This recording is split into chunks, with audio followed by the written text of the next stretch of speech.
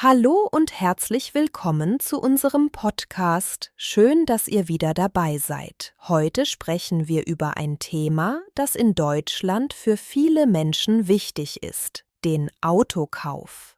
Wir lernen zusammen viele nützliche Wörter und Redewendungen rund um Autos und den Alltag. Wenn euch unser Podcast gefällt, abonniert den Kanal und aktiviert die Glocke, damit ihr keine Folge verpasst. Genau. In Deutschland ist das Auto oft mehr als nur ein Transportmittel. Viele Menschen brauchen es, um zur Arbeit zu fahren, Einkäufe zu machen oder in den Urlaub zu fahren. Und wer in einer kleinen Stadt oder auf dem Land wohnt, weiß, ohne Auto ist es manchmal wirklich schwierig. Ja, das stimmt total. Ich wohne in einer kleinen Stadt und der Bus fährt nur alle 2 Stunden. Da ist ein Auto einfach praktisch. Aber Autos sind teuer, besonders neue. Deshalb überlegen viele Leute, soll ich ein neues Auto kaufen oder lieber ein gebrauchtes? Genau diese Frage stellen sich viele. In Deutschland gibt es wirklich eine riesige Auswahl an Autos. Neue, gebrauchte, kleine, große, Elektro, Benzin oder Diesel. Und es gibt sehr viele Plattformen, auf denen man suchen kann. Da kann man schnell sehen, was ein Auto kostet und was man für sein Geld bekommt. Aber bevor man überhaupt sucht, sollte man sich fragen, was brauche ich wirklich? Ich zum Beispiel fahre meistens kurze Strecken, zur Arbeit, zum Supermarkt, zum Fitnessstudio. Da reicht mir ein kleiner Wagen, der wenig Benzin braucht. Ich brauche kein großes Auto, das viel kostet. Das ist ein guter Punkt. Viele Leute kaufen ein Auto, das eigentlich zu groß oder zu teuer für ihren Alltag ist. Und später merken sie, die Versicherung, der Sprit, die Steuern, alles kostet mehr als gedacht. Darum ist es wichtig, vorher ehrlich zu sich selbst zu sein. Wie viel kann ich wirklich ausgeben? Und was brauche ich im Alltag wirklich? Genau. Außerdem ändert sich der Markt gerade stark. Elektroautos werden immer beliebter, aber sie sind auch oft teurer. Und manche Menschen haben noch Angst, dass es zu wenige Ladestationen gibt. Andere sagen, es lohnt sich, weil man weniger für Strom bezahlt als für Benzin. Stimmt. Und viele Leute wollen beim Autokauf auch etwas fürs Klima tun. Deshalb überlegen sie, ob ein Elektroauto besser für die Umwelt ist. Aber auch das hängt davon ab, wo man wohnt und wie man fährt. Auch, man sieht, das Thema ist wirklich groß und betrifft fast jeden. Ob jung oder alt, Stadt oder Land, ein Auto zu kaufen ist immer eine Entscheidung mit vielen Fragen. Und genau darüber wollen wir heute sprechen. Was sind die Vorteile und Nachteile von neuen Autos und von gebrauchten Autos? Was lohnt sich mehr? Ja, das wird spannend, denn es geht nicht nur ums Geld, sondern auch um Sicherheit, Komfort und Vertrauen. Ein neues Auto riecht zwar schön und glänzt, aber kostet auch viel. Ein gebrauchtes kann günstiger sein, aber man weiß nie genau, was vorher damit war. Und genau da fängt die eigentliche Entscheidung an. Wenn man das erste Mal ein Auto kauft, ist es gar nicht so leicht, den Überblick zu behalten. Aber keine Sorge, wir erklären Schritt für Schritt, worauf man achten sollte, damit der Autokauf kein Stress wird. Ja, und vielleicht helfen wir euch heute ein bisschen, besser zu verstehen, was für euch persönlich Sinn macht. Denn am Ende soll das Auto nicht nur schön aussehen, es soll zu eurem Leben passen.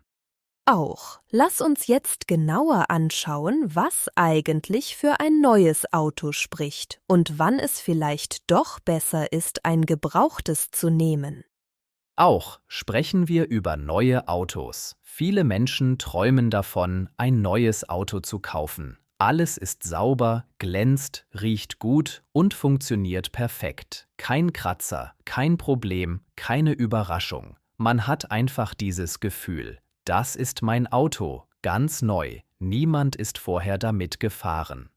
Ja, das stimmt. Ich erinnere mich, als meine Freundin ihr erstes neues Auto gekauft hat. Sie war so stolz. Sie sagte immer, ich steige jeden Morgen ein und freue mich. Aber sie hat auch gesagt, dass sie jetzt jeden Monat hohe Raten bezahlen muss. Ein neues Auto ist schön, aber es kostet wirklich viel Geld.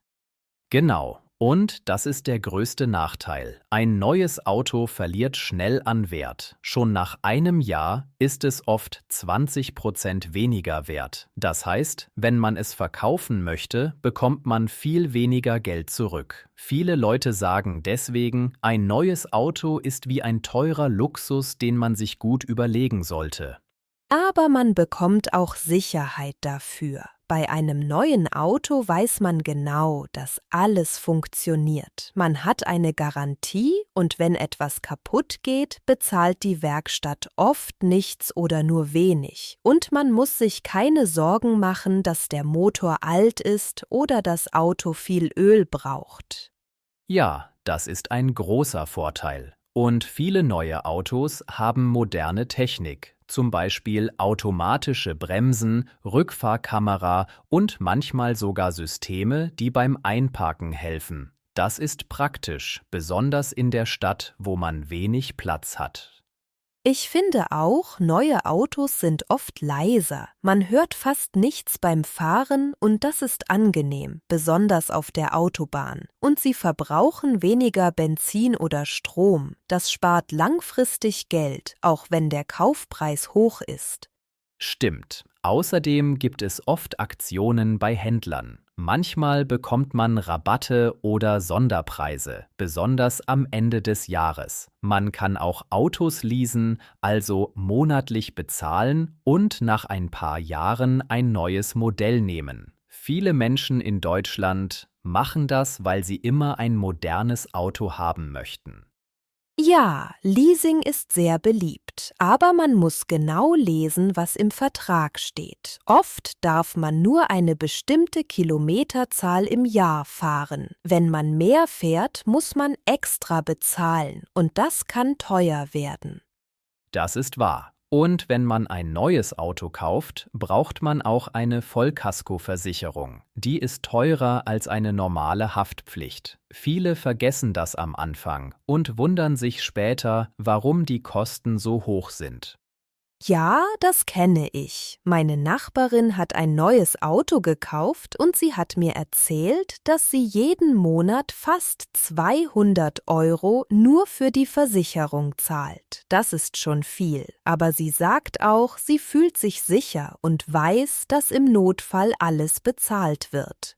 Auch man kann sagen, ein neues Auto hat viele Vorteile: Sicherheit, Garantie, Komfort. Aber es kostet einfach viel. Und man muss ehrlich fragen, brauche ich das wirklich oder reicht ein gutes gebrauchtes Auto auch?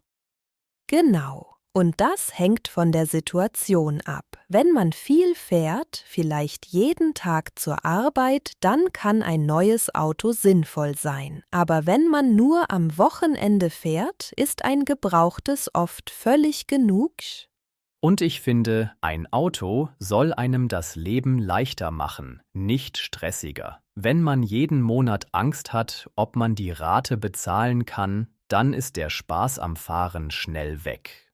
Ja, das stimmt. Am Ende geht es nicht nur um das Auto, sondern um das Gefühl, das man hat. Ein neues Auto kann Freude bringen, aber auch Druck, wenn es zu teuer ist. Darum sollte jeder ehrlich zu sich selbst sein, bevor man zum Händler geht. Ganz genau. Und für viele Menschen ist ein gebrauchtes Auto eine gute Alternative. Man kann viel Geld sparen und trotzdem ein schönes, zuverlässiges Auto finden. Richtig. Und wenn man ein bisschen Geduld hat und gut sucht, findet man oft etwas, das fast wie neu aussieht, aber nur halb so viel kostet. Ja, und das schauen wir uns jetzt genauer an, was beim Kauf eines gebrauchten Autos wichtig ist und worauf man wirklich achten sollte. Jetzt sprechen wir über gebrauchte Autos. Viele Menschen in Deutschland kaufen lieber ein gebrauchtes Auto als ein neues, weil sie einfach viel Geld sparen können. Ein gutes gebrauchtes Auto kann halb so teuer sein wie ein neues, und wenn man Glück hat, fährt es noch viele Jahre ohne Probleme. Ja, das stimmt. Ich finde, ein gebrauchtes Auto kann eine sehr gute Entscheidung sein, besonders wenn man nicht viel fährt oder wenn man ein erstes Auto braucht. Aber man sollte vorsichtig sein. Man weiß nie genau, wie der vorige Besitzer mit dem Auto umgegangen ist. Manchmal sieht das Auto gut aus, aber im Motor gibt es schon kleine Probleme.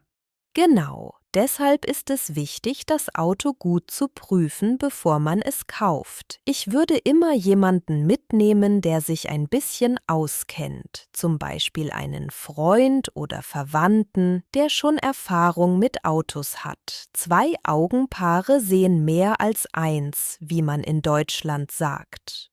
Das ist ein guter Tipp. Und man sollte das Auto immer bei Tageslicht anschauen, damit man kleine Kratzer oder Rost besser sieht. Wenn der Verkäufer nervös oder ungeduldig ist, sollte man vorsichtig sein. Ein ehrlicher Verkäufer hat nichts zu verstecken. Ich finde auch wichtig, das Auto zu Probe fahren. Man spürt dann gleich, ob alles normal klingt, ob die Bremsen gut sind und ob das Auto ruhig fährt. Wenn etwas komisch klingt oder das Lenkrad wackelt, dann lieber noch einmal nachdenken, bevor man unterschreibt. Ja, und viele Menschen vergessen, nach den Papieren zu fragen. Man sollte immer sehen, wann das Auto zuletzt geprüft wurde und ob es Unfälle hatte. Das sagt sehr viel über den Zustand des Autos. Ein Auto, das regelmäßig gepflegt wurde, hält länger. Ich finde, man braucht beim Gebrauchtwagenkauf Geduld. Manchmal sieht man 10 Autos, bevor man das Richtige findet, aber das ist normal. Man sollte sich nicht stressen lassen oder schnell entscheiden, nur weil das Auto gut aussieht. Richtig. Und man sollte immer den Preis vergleichen. Manchmal verlangen Verkäufer viel zu viel. Wenn man freundlich bleibt, kann man oft ein bisschen verhandeln. Die Deutschen sagen gern, Fragen kostet nichts. Ja, das ist typisch. Ein kleiner Rabatt macht oft schon einen großen Unterschied. Und wenn der Verkäufer merkt, dass man interessiert, aber ruhig ist, dann gibt er manchmal von selbst einen besseren Preis. Ich glaube, das Wichtigste ist, ehrlich zu sich selbst zu sein. Man sollte wissen, was man braucht, wie viel man fahren will und wie viel man wirklich bezahlen kann. Ein gebrauchtes Auto kann eine gute Wahl sein, wenn man nicht auf Luxus, sondern auf Vernunft schaut. Ja, und viele Menschen sagen, dass ein gebrauchtes Auto weniger Stress macht. Man muss nicht so aufpassen bei jedem Kratzer und man fährt entspannter. Ich mag das Gefühl, dass ich etwas Praktisches habe, das einfach funktioniert. So sehe ich das auch. Ein gebrauchtes Auto ist oft wie ein guter Freund. Nicht perfekt, aber zuverlässig, wenn man es richtig pflegt. Und wenn man am Ende das Gefühl hat, dass alles passt, dann ist es wahrscheinlich die richtige Entscheidung. Ja, und das Schöne ist, egal ob neu oder gebraucht, am wichtigsten ist, dass man sich im Auto wohlfühlt und dass es zum eigenen Leben passt. Genau, denn das Auto soll nicht nur fahren, sondern auch Freiheit und ein gutes Gefühl geben, wenn man auf die Straße geht und einfach losfährt. Auch wenn man alles zusammenfasst, sieht man, beide Varianten haben gute und schlechte Seiten. Ein neues Auto gibt Sicherheit, Garantie und Komfort, aber es kostet viel Geld und der Wert fällt schnell. Ein gebrauchtes Auto ist günstiger, aber man muss mehr prüfen und manchmal auch kleine Reparaturen machen. Ja, genau. Ich denke, es hängt sehr von der eigenen Situation ab. Wenn man jeden Tag lange Strecken fährt, lohnt sich vielleicht ein neues Auto. Aber wenn man nur kurze Wege hat, reicht oft ein gebrauchtes völlig aus. Man muss ehrlich überlegen, was man wirklich braucht, nicht was schön aussieht. Das stimmt. Und man sollte auch an die laufenden Kosten denken. Viele vergessen, dass Sprit, Versicherung und Steuer jeden Monat Geld kosten. Es geht also nicht nur um den Kaufpreis, sondern auch darum, wie viel man im Alltag für das Auto bezahlt. Richtig. Ich finde, das beste Auto ist das, das zu deinem Leben passt. Nicht zu groß, nicht zu klein und vor allem zuverlässig. Ein Auto soll das Leben leichter machen, nicht schwieriger.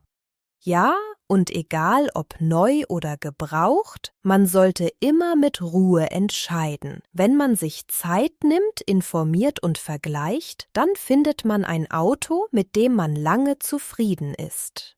Genau. Und am Ende zählt, dass man sich sicher und wohl fühlt, wenn man losfährt, egal wie alt das Auto ist. Ein gutes Auto ist nicht das teuerste, sondern das, das gut zu dir passt und dich überall hinbringt, wohin du willst. Danke, dass ihr heute dabei wart. Wir hoffen, ihr habt etwas Neues gelernt. Bleibt dran, fahrt vorsichtig und habt Spaß am Fahren. Abonniert unseren Kanal, gebt uns ein Like und aktiviert die Glocke, damit ihr keine neuen Folgen verpasst. Die Versicherung. Ich habe die Autoversicherung im Januar bezahlt. Meine Versicherung ist teuer, aber sie hilft im Notfall. Die Anmeldung. Nach dem Kauf mache ich die Anmeldung bei der Stadt. Für die Anmeldung brauche ich den Ausweis und alle Dokumente vom Auto. Die Probefahrt. Ich mache eine Probefahrt, um das Auto besser zu fühlen. Die Probefahrt war super, das Auto fährt sehr ruhig.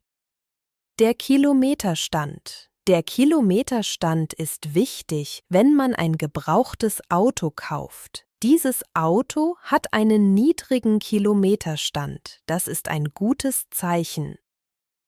Der TÜV. Das Auto hat neuen TÜV, also ist es sicher. Ich muss bald zum TÜV, weil meine Prüfung bald abläuft.